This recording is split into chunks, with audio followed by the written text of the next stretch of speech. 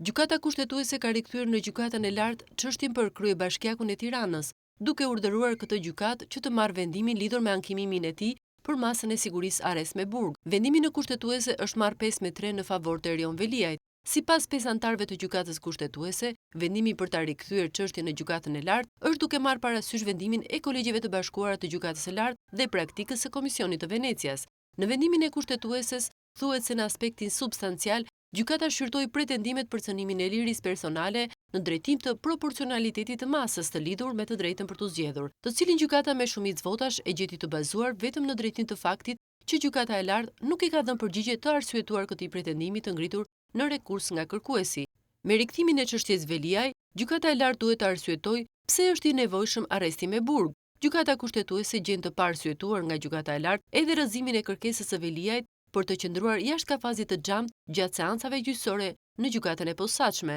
duke pranuar kërkesën e tij për cënimin e dinjitetit dhe prezumimit të pafajësisë lidhur me qëndrimin në kafaz. Me shumicë votash kushtetuesi arrëzoi pretendimin për cënimin e së drejtës së mbrojtjes për shkak të kohës së pamjaftueshme në dispozicion për njohjen me aktet e dosjes. Trupa gjykuese nuk arriti dot shumicën, duke e konsideruar të rrëzuar pretendimin e Veliajt për cënimin e mosrëndimit të pozitës të lidhur me marrjen e provave të reja në gjykatën e posaçme të apelit, të paraqitura nga prokuroria e posaçme. Gjykata rrëzoi dhe pretendimet për cënimin e lirisë personale në drejtim të dyshimit të arsyeshëm të bazuar në prova për caktimin e masës së sigurimit personal ndaj kërkuesit, të lidhur edhe me parimin e prezumimit të pafajësisë për shkak të gjuhës së përdorur në arsyetimin e vendimeve të gjykatave. Erion Veliaj ndodhet në qeli prej 10 shkurtit të 2025-s, i akuzuar nga SPAK për 13 episode